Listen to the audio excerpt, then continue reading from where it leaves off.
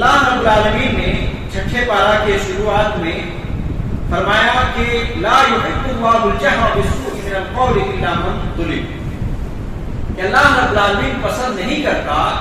کہ کوئی شخص کسی کو ظاہری طور پر علانیہ طور پر برا بھلا کہے۔ اور سورہ حجرات میں اللہ رب العالمین نے یہ بیان کیا ہے کہ لا یغتب بعضکم بعضا، کہ تم میں سے کوئی کسی کی غیبت نہ کرے، یعنی پیٹھ پیچھے برائی بیان نہ کرے، اور اس کی وعید بھی آئی ہے۔ اور اس آیت کریمہ میں اللہ رب العالمین نے کیا کہا کہ علانیہ طور پر کسی کو برا بھلا نہ کہے، الا من ظلم، یہاں استثناء کیا گیا ہے ایسے لوگوں کو جس کے اوپر ظلم کیا گیا ہے، یعنی جو جن لوگوں کے اوپر ظلم کیا گیا ہے ایسے لوگوں کے لیے یہ جائز ہے کہ ظالم کے خلاف وہ ظاہری طور پر بھی علانیہ طور پر بھی برائی بیان کر سکتا ہے۔ تو یہاں پر اللہ رب العالمین نے اس چیز کی طرف رہنمائی کی ہے کہ جو مظلوم ہوگا وہ ظالم کے خلاف برائی بیان کر سکتا ہے۔ اس کی کئی وجوہات ہیں، جس میں سے پہلی وجہ یہ ہے تاکہ ظالم اپنے ظلم سے باز آ جائے۔ سنن ابی داؤد کی روایت ہے، ایک شخص اللہ کے نبی علیہ السلام کے پاس آتے ہیں اور کہتے ہیں کہ اللہ کے رسول، میرا پڑوسی بہت پریشان کرتا ہے اور میں اس سے تھک گیا ہوں۔ اللہ کے نبی علیہ السلام ایک مشورہ دیتے ہیں،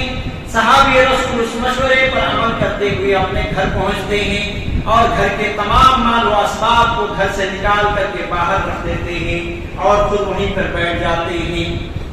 جتنے لوگ وہاں سے گزرتے ہیں سارے لوگ پوچھتے ہیں کیا معاملہ ہے، کیوں ایسے سارے سامان کو باہر رکھ دیے ہیں؟ وہ بتاتے ہیں، نبی کریم صلی اللہ علیہ وسلم کی رہنمائی کے مطابق وہ عمل کرتے ہوئے بتاتے ہیں، کہتے ہیں کہ میرا فلاں پڑوسی بہت برا ہے اور مجھے بہت پریشان کرتا ہے، میرا جینا تو بھر کر دیا ہے۔ سارے لوگ جو بھی سنتے ہیں ان کے خلاف برا بھلا کہتے ہیں، کوئی کہتے ہیں اللہ کی مار ایسے شخص پر پڑے، کوئی کہتے ہیں ایسے لوگوں کی غارت ہو، اور اس طرح کی برا بھلا جب کہنے لگتے ہیں اس آدمی کو جو ظالم تھا اس کو سنائی دیتا ہے کہ اس طرح کے برا بھلا ہر آتے جاتے لوگ مجھے کہہ رہے ہیں۔ وہ فوراً سے آتا ہے اور اپنے مظلوم پڑوسی کے پاس آتا ہے اور کہتا ہے کہ منت اور سماجت کرتا ہے کہ آپ سارا سامان گھر کے اندر رکھ دو، اور آج سے میں قسم کھاتا ہوں کہ اللہ کی قسم آج سے اور ابھی سے کبھی بھی میں تمہارے اوپر کوئی پریشانی والا کوئی حرکت نہیں کروں گا۔ لہذا اس حدیث کے اندر یہ معلوم ہوا مظلوم اپنے ظلم کے خلاف یا ظالم کے خلاف اس لیے لوگوں کے یہاں برائی بیان کر سکتا ہے کہ ظالم کو خود اس کے ظلم سے روک دے۔ اسی طریقے سے اور بھی کئی وجوہات ہیں، لیکن اللہ رب العالمین نے یہاں ایک ہدایت دی اور اسی طریقے سے اخلاق سکھایا، کہا ان تبدوا خیرا او تخفوها او تعفوا عن سوء فإن الله كان عفوا قديرا، کہ اگر تم بھلائی کے کام ظاہری طور پر کرو یا یہ کہ چھپے ہوئے طور پر کرو، او تعفوا عن سوء فإن الله كان عفوا قديرا، اور اگر تم برائی کو معاف کر دو تو اللہ رب العالمین عفو درگزر کرنے والا ہے اور اس چیز پر قادر ہے۔ آپ دیکھیں کہ اللہ رب العالمین کی ذات اتنا عظیم ہے اور اتنا طاقتور ہے کہ جب جس کو اور جیسے چاہے اس کے اوپر اللہ رب العالمین ایکشن لے سکتا ہے، بدلہ لے سکتا ہے، اور اس کو اللہ رب العالمین عذاب میں اور سزا میں مبتلا کر سکتا ہے۔ لیکن اس کے باوجود بندہ گناہ کے اوپر گناہ کرتے جاتا ہے، ظلم کے اوپر ظلم کیے جاتا ہے، لیکن اللہ رب العالمین رحم کرتا ہے اور اس کو مہلت دیتے رہتا ہے۔ اللہ رب العالمین یہ کہنا چاہتا ہے کہ میں غفور رحیم ہوں، اگر تم بندے کے گناہ کو معاف کرو گے، بندوں کی قصور کو معاف کرو گے اور ان کی خطاؤں کو معاف کرو گے، تو ایسی صورت میں اللہ رب العالمین کہتا ہے کہ میں تو معاف کرنے والا ہی ہوں، تمہاری بڑے بڑے گناہ کو معاف کر دوں گا۔ لہذا اللہ رب العالمین یہ کہہ کر اخلاق سکھا رہا ہے کہ اگر تم چاہو تو ایسی صورت میں ظالم کے خلاف لوگوں کے یہاں بیان تو کر سکتے ہو، تمہارے لیے جائز ہے، مگر یہ کہ تمہارے لیے بہتر یہ ہے کہ تم اس کو معاف کر دو۔ سبحان اللہ۔ اس کے بعد اللہ رب العالمین نے اس بات کو بیان کیا ہے کہ ایک رسول کا انکار سارے رسول کا انکار ہے۔ کہا کہ وَيَقُولُونَ نُؤْمِنُ بِبَعْضٍ وَنَكْفُرُ بِبَعْضٍ، کہ وہ لوگ کہتے ہیں کہ ہم بعض چیزوں کے اوپر ایمان لائے اور بعض چیزوں کے اوپر ایمان نہیں لائے۔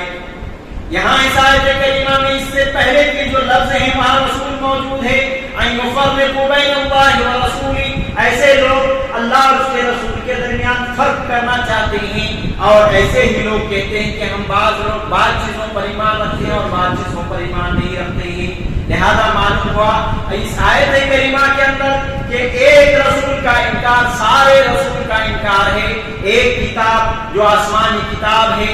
اس میں سے جتنی کتاب بیان کیے گئے ہیں، تورات، زبور، انجیل، قرآن مجید اور صحف ابراہیم، صحف موسیٰ، ان میں سے کسی ایک کا آدمی انکار کر دیتا ہے تو ایسی صورت میں ساری کتابوں کا انکار ہو گیا۔ اسی طریقے سے ایک فرشتے کا انکار سارے فرشتوں کا انکار ہے، اور ایسا شخص کافر ہے کہ جو کسی رسول کا انکار کر دے، کسی کتاب کا انکار کر دے، یا یہ کہ کسی فرشتے کا انکار کر دے۔ اس کے بعد اللہ رب العالمین نے فرمایا فَبِظُلْمٍ مِّنَ الَّذِينَ هَادُوا حَرَّمْنَا عَلَيْهِمْ طَيِّبَاتٍ أُحِلَّتْ لَهُمْ وَبِصَدِّهِمْ عَن سَبِيلِ اللَّهِ كَثِيرًا، کہ آدمی اگر ظلم کرتا ہے،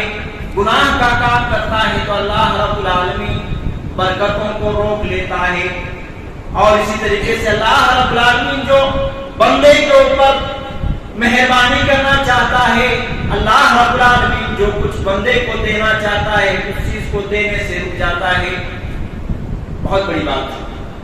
اللہ رب العالمین کی ذات ہمیں کوئی چیز دینا چاہے، مگر ہماری گناہوں کی کثرت کی وجہ سے اللہ رب العالمین اس چیز کو دینے سے رک جاتا ہے۔ کہا فَبِظُلْمٍ مِّنَ الَّذِينَ هَادُوا حَرَّمْنَا عَلَيْهِمُ الطَّيِّبَاتِ، کہ ان کے ظلم کے سبب ان کے اوپر وہ چیزوں کو حرام کر دیا گیا جو حلال تھی، احلت لہم، جو ان کے اوپر حلال کیا گیا تھا، ایسی چیزوں کو حرام کر دیا گیا۔ وَبِصَدِّهِمْ عَن سَبِيلِ اللَّهِ كَثِيرًا، اور اس وجہ سے بھی کہ وہ لوگوں کو کثرت سے اللہ کے راستے سے روکتے تھے۔ اس دو جرم کے بنا پر ظلم اور اللہ کے راستے سے روکنا یہ اتنا بڑا ظلم ہے اور اتنا بڑا اللہ رب العالمین کے یہاں گناہ ہے کہ آدمی اللہ رب العالمین کے راستے سے کسی کو روکتا ہے یا یہ کہ کسی پر ظلم کرتا ہے تو اللہ رب العالمین اس کے رزق کو چھین لیتا ہے۔ اور اسی طریقے سے اللہ رب العالمین نے آگے علم کی حقیقت کو بیان کیا کہ علم نام کس چیز کا ہے۔ معزز سامعین، علم نام ہے ایمان کا، علم نام ہے عمل صالح کا، کہ جس کے اندر یہ دو چیز ہے، ایک ایمان ہے اور عمل صالح ہے، تو سمجھے کہ ان کے پاس علم ہے۔ اور اگر دنیا کی بڑی بڑی ڈگریاں ہیں، MBBS کی ڈگریاں ہیں، اور اسی طریقے سے انجینئر کی ڈگریاں ہیں، یا یہ کہ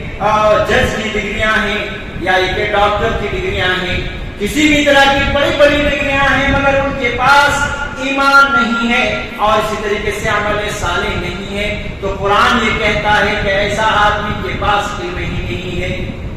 اللہ رب العالمین نے کہا لَكِنِ الرَّاسِخُونَ فِي الْعِلْمِ مِنْهُمْ وَالْمُؤْمِنُونَ يُؤْمِنُونَ بِمَا أُنزِلَ إِلَيْكَ وَمَا أُنزِلَ مِنْ قَبْلِكَ وَالْمُقِيمِينَ الصَّلَاةَ وَالْمُؤْتُونَ الزَّكَاةَ وَالْمُؤْمِنُونَ بِاللَّهِ وَالْيَوْمِ الْآخِرِ،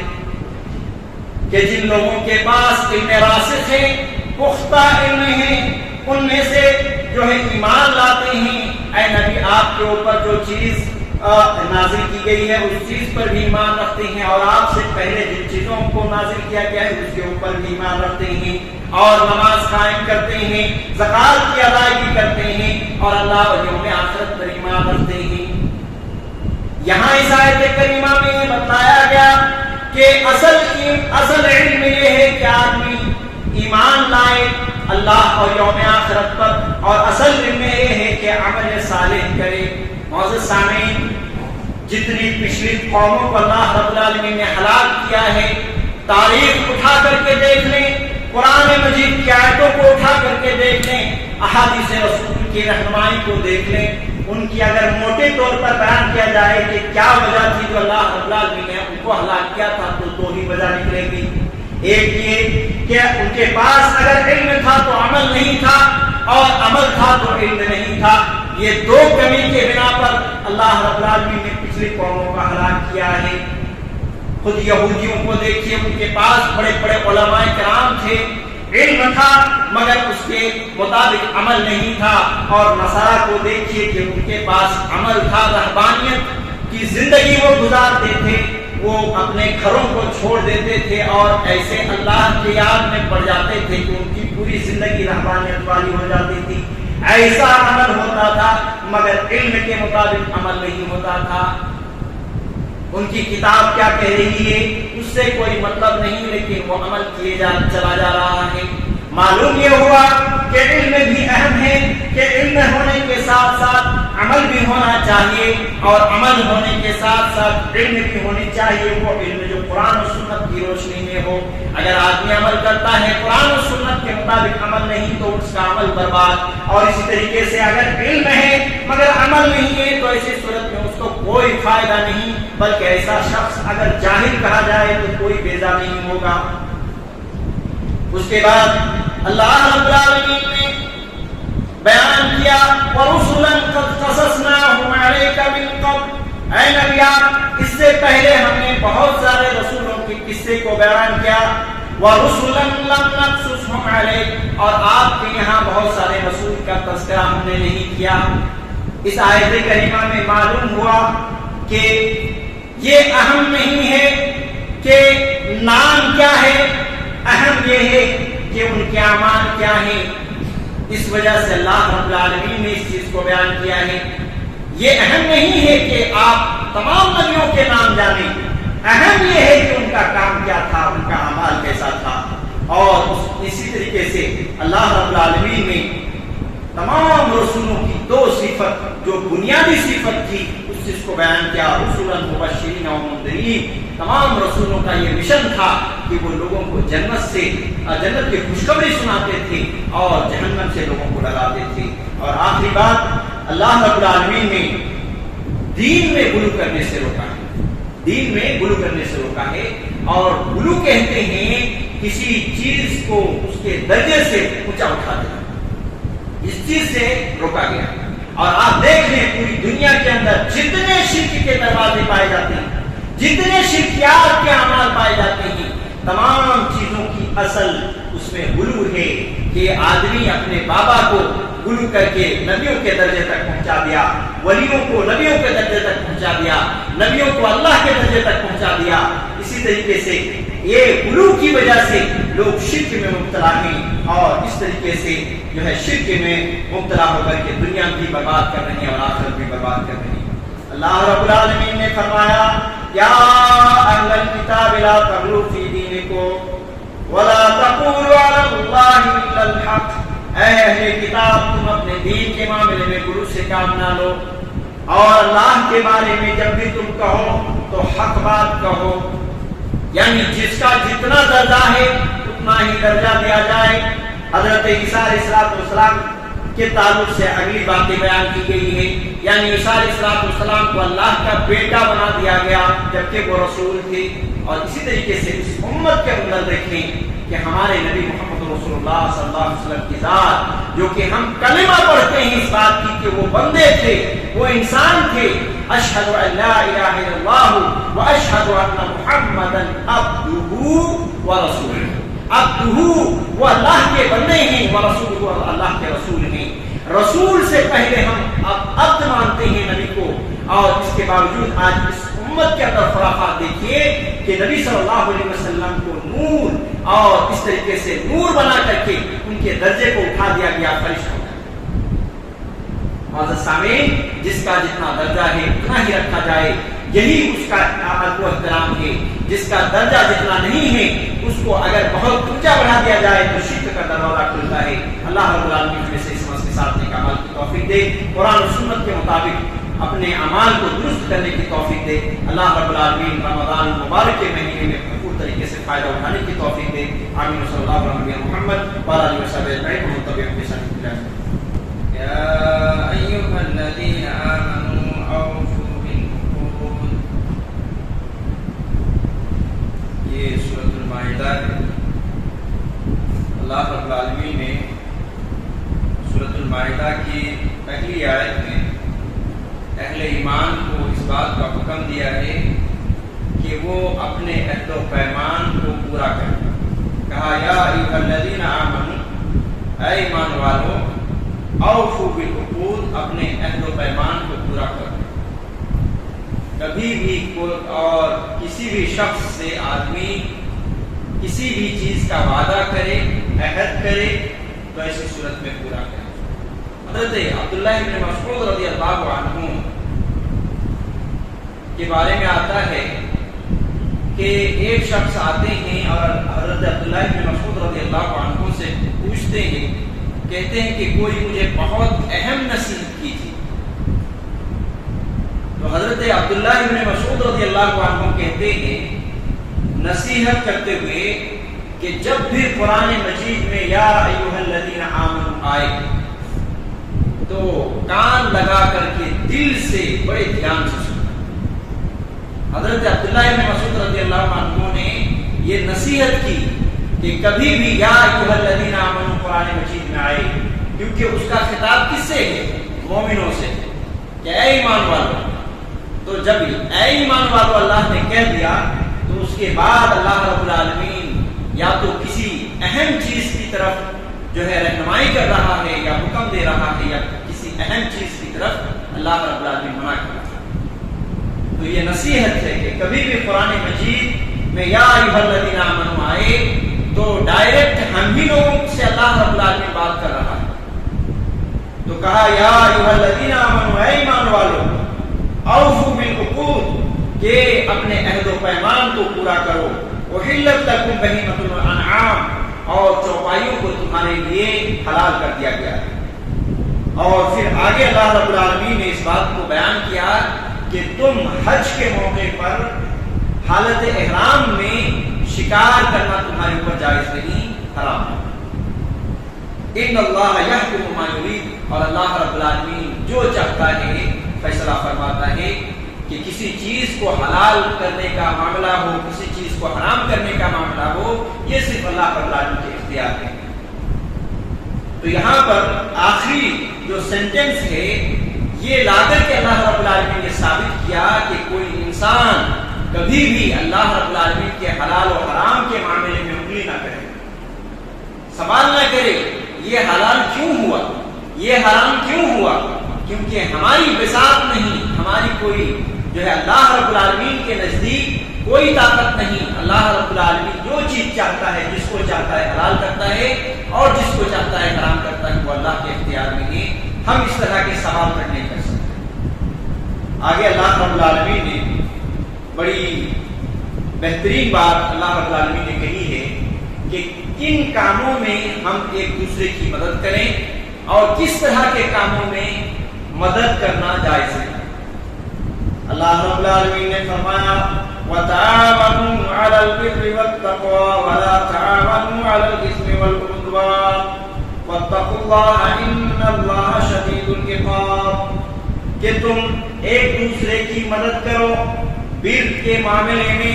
نیکی کے کاموں میں، بھلائی کے کاموں میں، وَاتَّقْوَىٰ اور تقویٰ کے کاموں میں تم ایک دوسرے کی مدد کرو. اور کہا وَلَا تَعَاوَنُوا عَلَى الْإِثْمِ وَالْعُدْوَانِ، اور تم برائی کے کاموں میں، اثم کہتے ہیں گناہ کو، گناہ کے کاموں میں، برائی کے کاموں میں اور سرکشی کے کاموں میں ایک دوسرے کی مدد نہ کرو. واتقوا اللہ، اور اللہ رب العالمین سے ڈرتے رہا کرو. یعنی اگر تم غلط کاموں میں ایک دوسرے کی مدد کرو گے اور اللہ رب العالمین سے نہیں ڈرو گے تو ایسی صورت میں اللہ رب العالمین کی پکڑ تمہاری زندگی میں آئے گی، دنیا میں ہو یا آخرت میں ہو، لیکن اللہ رب العالمین کی پکڑ ضرور بضرور تمہارے اوپر آئے گی. معلوم یہ ہوا کہ جب بھی ہم دوسرے کی مدد کریں یا کوئی مدد کے لیے ہمیں پکارے تو ایسی صورت میں اس بات کا ضرور خیال رکھ لیا کریں کہ ہم کس طرح کے کاموں میں ان کی مدد کر رہے ہیں. اگر تقویٰ کا کام ہے، نیکی اور بھلائی کا کام ہے تو آپ ضرور اس پر مدد کریں. اللہ رب العالمین آپ کو بہت زیادہ عنایتیں کرنے والا ہے، نوازشیں کرنے والا ہے، اس کا پورا پورا اجر اور ثواب دینے والا ہے۔ لیکن یہ ہے کہ اگر وہ غلط کام ہو اور حرام کام ہو، ناجائز کام ہو، سرکشی کے کام ہو، گناہ کے کام ہو، تو ایسی صورت میں ہرگز ہرگز ایک دوسرے کی مدد نہ کی جائے۔ اس کے بعد اللہ رب العالمین نے اس بات کو بیان کیا کہ نماز پڑھنے کے لیے وضو کرنا ضروری ہے، اور پھر اللہ رب العالمین نے وضو کا مختصراً جو چیز وضو کے فرائض ہیں اس چیز کو بھی بیان کر دیا، کہا یا ایھا الذین آمنوا، اے ایمان والو، اذا قمتم الی الصلاۃ، کہ جب تم نماز کا ارادہ کرو، فاغسلوا وجوہکم، تو تم اپنے چہرے کو دھو لیا کرو، وایدیکم الی المرافق، اور ہاتھ کو کہنے تک دھو لیا کرو، وامسحوا برؤوسکم، اور اپنے سر کا مسح کر لیا کرو، وارجلکم الی الکعبین، اور پاؤں کو ٹخنوں تک دھو لیا کرو۔ یہاں اللہ رب العالمین نے جو چار چیز بیان کی ہے، چہرہ دھونا، ہاتھ کو کہنے تک دھونا، سر کا مسح کرنا اور پاؤں کو ٹخنوں تک دھونا، یہ چاروں چیزیں وضو کے اندر واجب ہیں، چاروں چیزیں وضو کے اندر واجب ہے۔ اور اس کے علاوہ جو کلی ہے، ناک میں پانی چڑھانا ہے، کان کا مسح کرنا ہے، انگلیوں کے درمیان خلال کرنا ہے، یہ ساری چیزیں نبی کی سنت ہے اور یہ چاروں چیزیں واجب ہیں۔ اس کے بعد اللہ رب العالمین نے اس بات کو بیان کیا کہ کبھی بھی ہسٹری لکھی جائے، تاریخ لکھی جائے یا تاریخ بتایا جائے، بیان کیا جائے، تو حق کے ساتھ تاریخ کو بیان کیا جائے۔ وَاتْلُ عَلَيْهِمْ نَبَأَ ابْنَيْ آدَمَ بِالْحَقِّ إِذْ قَرَّبَا قُرْبَانًا فَتُقُبِّلَ مِنْ أَحَدِهِمَا وَلَمْ يُتَقَبَّلْ مِنَ الْآخَرِ، کہ اے نبی آپ ان کے یہاں بیان کر دیجئے آدم علیہ السلام کے بیٹوں کے بارے میں، بالحق، حق کے ساتھ، یعنی جو سچ بات ہے اسی کو بیان کیجئے۔ یہاں یہ بات معلوم ہوئی کہ کبھی بھی تاریخ لکھی جائے یا یہ کہ تاریخ لوگوں کو بتایا جائے، ہسٹری بتایا جائے، تو اسی صورت میں بات کا خیال رہے کہ حق اس کے اندر یہ رہے۔ آج تاریخ کو مٹایا جا رہا ہے، ایک نام کی جگہ دوسرے نام رکھ کر کے، اور پھر تاریخ کو مٹانے کی بھرپور طریقے سے کوشش کی جا رہی ہے۔ لہذا قرآن مجید یہ رہنمائی کرتا ہے کہ تاریخ جب لکھی جائے تو حق کو بتایا جائے اور جو حق ہے اسی چیز کو رکھا جائے۔ اور فرمایا کہ آدم علیہ السلام کے دونوں بیٹوں نے قربانی کے لیے انہوں نے اپنا جو ہے ذبیحہ پیش کیا، مگر ان میں سے جو متقی تھا، جن کے دل میں پرہیزگاری تھی، تقویٰ تھا، اللہ رب العالمین کا خوف تھا، اسی کے قربانی کو قبول کیا گیا۔ یہاں یہ بتا کر کے امت مسلمہ کو یہ بتایا جا رہا ہے کہ تم اللہ رب العالمین کے راستے میں جب قربانی کرو تو اسی صورت میں تمہاری زندگی میں خود تقویٰ ہونا چاہیے، تقویٰ شعار کی زندگی ہوگی تو اللہ رب العالمین تمہاری قربانی کو قبول فرمائے گا۔ اور آج کے دور میں بڑے مسائل میں سے ایک مسئلہ ہے وسیلے کا، اور بہت جھگڑا ہے وسیلے کے تعلق سے، اور اس چیز کو اللہ رب العالمین نے یہاں بیان کیا ہے۔ کہا یا ایھا الذین آمنوا، اے ایمان والو، اتقوا اللہ، اللہ رب العالمین سے ڈرو، وابتغوا الیہ الوسیلہ، اور اس کی طرف وسیلے کو تلاش کرو، وجاہدوا فی سبیلہ، اور اس کے راستے میں جہاد کرو، لعلکم تفلحون، تاکہ تم کامیاب ہو جاؤ، تاکہ تم فلاح پا جاؤ۔ وسیلے کی جب بھی بات آئے تو سب سے پہلے انسان کے ذہن میں، مسلمان کے ذہن میں ایک جھگڑا جو کہ بڑا مشہور و معروف ہے، وہی چیز آ جاتی ہے کہ نبی صلی اللہ علیہ وسلم کے وسیلے سے ہم مانگ سکتے ہیں یا نہیں۔ دیکھیے اب وسیلہ کس کو کہتے ہیں؟ وسیلہ کہتے ہیں اللہ رب العالمین کا تقرب حاصل کرنا، اس کو کہتے ہیں وسیلہ۔ اللہ رب العالمین کی نزدیکی جن کاموں میں آ جائے وہی اللہ رب العالمین کا وسیلہ ہے، اور ساتھ ہی ساتھ انہی چیزوں سے وسیلہ لیا جا سکتا ہے۔ تو اب کن چیزوں میں اللہ رب العالمین کا بندہ قریب ہوتا ہے؟ ایک حدیث کے اندر اس بات کی وضاحت آئی کہ جب بھی بندہ فرائض के ऊपर अमल पैदा हो जाता है तो सबसे ज्यादा अल्लाह रब्बुल आलमीन की कुर्बत हासिल होती है। फराइज में नमाज है, फराइज में रोजे हैं, फराइज में हज है, फराइज में ज़कात है, ये चारों चीजें फराइज में हैं। उसके बाद फिर ये कहा गया कि नवाफिल के जरिए से भी बंदा तकर्रुब हासिल करता है। लिहाजा अगर हम नवाफिल की कसरत करेंगे तो अल्लाह रब्बुल आलमीन की कुर्बत हासिल होगी और ये वसीला है अल्लाह रब्बुल आलमीन से करीब होने का। और इसी तरीके से सजदा भी है, जैसे कि बुखारी की रिवायत है कि अक़रबु मा यकूनुल अब्दु मिन रब्बिही व हुवा साजिद, कि सबसे ज्यादा बंदा अपने रब से करीब उस वक्त होता है जब वो सजदे की हालत में होता है। लिहाजा अगर हम सजदा करें तो ये भी रब से करीब होने का बहुत बड़ा जरिया है। इसी तरीके से तकवा भी है। कुरान और सुन्नत के अंदर तकवा के फदाइल और तकवा के जो समारात हैं वो भरी पड़ी हैं, तकवा भी है। और इसी तरीके से अल्लाह रब्बुल आलमीन की इताअत भी है, जिससे हम अल्लाह रब्बुल आलमीन के जैसे जैसे हमारी जिंदगी में ज्यादा इताअत आएंगे, अल्लाह की फरमाबरदारी आएगी, उसी कदर हम करीब हो जाएंगे। दुआ के अंदर तीन चीज का वसीला हम बना सकते हैं, और वो पहली चीज ये है कि अल्लाह रब्बुल आलमीन के आसमाए हुस्ना का वसीला हम जो है बना सकते हैं। जैसे हमें कोई चीज मग़फ़िरत करानी हो अल्लाह रब्बुल आलमीन से, तो हम ये कह सकते हैं अल्लाह तू गफूर रहीम है, तू बख्शने वाला है अपने बंदों को, तू अपने बंदों पर रहम करने वाला है, लिहाजा हमारे ऊपर रहम फरमा। और इसी तरीके से तेरे गफूर का वास्ता, तेरे रहीम का वास्ता, मेरी ऊपर रहम करते हुए मेरे गुनाह को माफ कर। तो ये जो अल्लाह रब्बुल आलमीन के आसमाए हुस्ना है, अल्लाह रब्बुल आलमीन के नाम है, उन नामों का वसीला ले सकते हैं। और इसकी दलील क्या है? अल्लाह रब्बुल आलमीन ने कुरान मजीद के अंदर बयान किया कि वलिल्लाहिल अस्माउल हुस्ना, कि अल्लाह रब्बुल आलमीन के लिए अच्छे अच्छे नाम हैं, अस्माए हुस्ना है, फदरूहु बिहा, उसके जरिए से तुम दुआ करो। ये दलील हो गई कि हम अल्लाह रब्बुल आलमीन के अस्माए हुस्ना के जरिए से उसका वसीला बना करके हम दुआ कर सकते हैं। और दूसरी चीज क्या है कि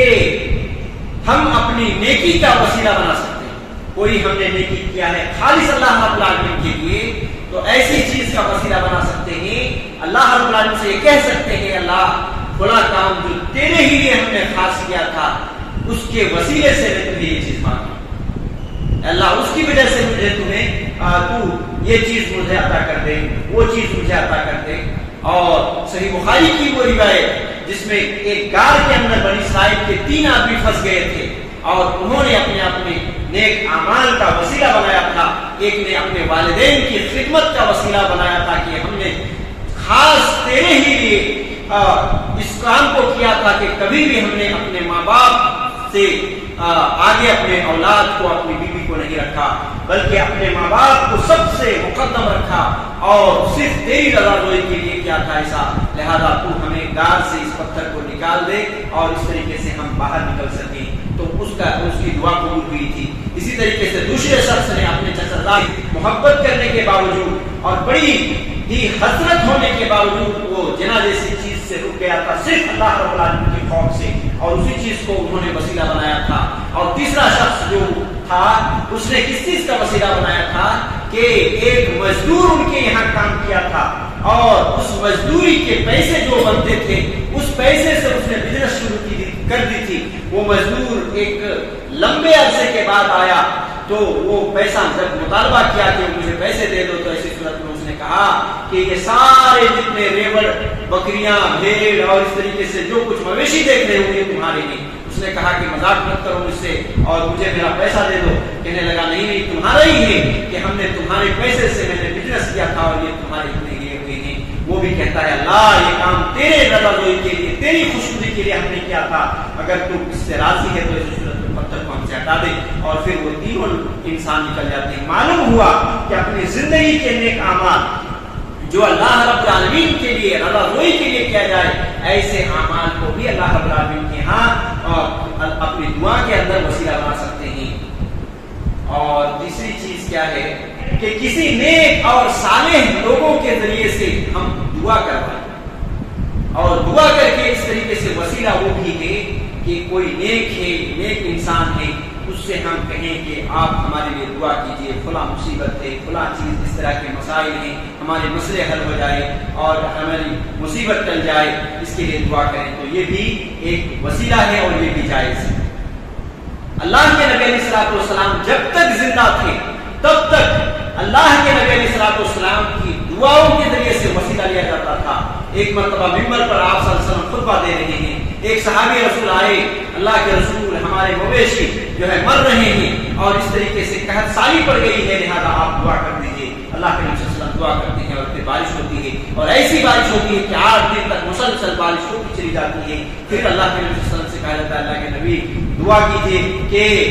کیا ہو کہ بارش ختم ہو جائے۔ اللہ کے نبی دعا کرتے ہیں اور بارش ختم ہو جاتی ہے۔ استسقاء کی نماز جب قحط سالی ہو جاتی تھی تو اللہ کے نبی صلی اللہ علیہ وسلم سے کہا جاتا تھا اور آپ صلی اللہ علیہ وسلم لوگوں کو لے کر کے جاتے اور جا کر کے دعائیں کرتے تھے اور لوگ آمین آمین کہہ کر کے اللہ کے نبی کی دعا کا اثر رکھتے تھے، اور اس طریقے سے یہ ہوتا تھا۔ صحیح بخاری کی روایت کے اندر موجود ہے کہ ایک مرتبہ نبی جب انتقال کر گئے تو اس وقت حضرت عباس رضی اللہ عنہ جو نبی صلی اللہ علیہ وسلم کے چچا تھے، ان کے پاس لوگ آئے، کہنے لگے جب تک نبی ہمارے درمیان زندہ تھے ان کے ذریعے سے ہم دعا کرواتے تھے، لہذا اب تو نبی صلی اللہ علیہ وسلم نہیں رہے، اب آپ انہیں کے خاندان والے ہیں، لہذا آپ جو ہے ان کی جگہ پر رہ کر کے دعا کریں۔ حضرت عباس رضی اللہ عنہ جو ہے مسلمانوں کے حق میں دعا کرتے ہیں اور استسقاء کے لیے دعا کرتے ہیں، اور پھر اللہ رب العالمین قبول کر لیتا ہے۔ یہاں معلوم ہوا کہ اگر صحابہ کرام رضوان اللہ علیہم اجمعین بھی ہماری ہی طرح یہ سوچ رکھتے کہ نبی خبر میں رہنے کے باوجود جو ہے ان کا وسیلے سے ہم جو ہے دعا کر سکتے ہیں، تو عباس رضی اللہ عنہ کے پاس جانے کی ان کو کوئی ضرورت نہیں تھی۔ معلوم ہوا کہ نبی کے انتقال کے بعد جو ہے نبی کے واسطے سے دعا کرنا یہ جائز نہیں ہے، اور نہ ہی یہ صحابہ کرام رضوان اللہ علیہم اجمعین کا طریقہ ہے، لہذا صحابہ کرام رضوان اللہ علیہم اجمعین کے طریقے کو اپنایا جائے۔ اور اس کے بعد اللہ رب العالمین نے ایک بڑی پیاری بات کہی ہے کہ اگر ہم قرآن مجید کو تھام لیں، قرآن مجید کے مطابق ہماری زندگی آ جائے، اس کے مطابق ہمارا عمل پیدا ہو جائیں، تو اللہ رب العالمین آسمان سے بھی ہمارے رزق کے دروازے کھول دے گا اور زمین سے بھی رزق کے دروازے کھول دے گا۔ کہا وَلَوْ أَنَّهُمْ أَقَامُوا التَّوْرَاةَ وَالْإِنْجِيلَ، اگر وہ لوگ تورات اور انجیل جو اللہ رب العالمین نے کتاب نازل کی تھی اس چیز پر قائم رہتے، وَمَا أُنزِلَ إِلَيْهِم مِّن رَّبِّهِمْ، اور جو کچھ ان کے رب کی طرف سے نازل کیا گیا تھا اس پر قائم رہتے، لَأَكَلُوا مِن فَوْقِهِمْ وَمِن تَحْتِ أَرْجُلِهِمْ، تو اللہ رب العالمین ان کو کھلاتا تھا، آسمانوں سے بھی، اوپر سے بھی کھلاتا اور ان کے پاؤں کے نیچے سے بھی ان کو کھلاتا، یعنی ہر طرح سے رزق کے دروازے اللہ رب العالمین کھول دیتا۔ لہذا معلوم ہوا کہ اگر ہم قرآن مجید کو جس طریقے سے ان کو تورات اور انجیل عطا کر کے یہ بات کہی اور انہوں نے اس کو قائم نہیں کیا اپنی زندگی میں، اگر ہم قائم کر لیں قرآن مجید کو تو کیا خیال ہے انشاءاللہ العزیز اوپر سے بھی رزق کے دروازے کھلیں گے اور زمین کے نیچے سے رزق کے دروازے کھلیں گے۔ اللہ رب العالمین صحیح سمجھ کے ساتھ نیک اعمال کی توفیق دے۔ یہ چند باتیں تھیں چھٹے پارے کے خلاصے کے طور پر۔ اللہ رب العالمین ہمیں ایک نیک بنائے اور قرآن و سنت کے مطابق اپنی زندگی گزارنے کی توفیق دے۔ آمین۔ صلی اللہ علیہ وسلم محمد وعلی آلہ وصحبہ۔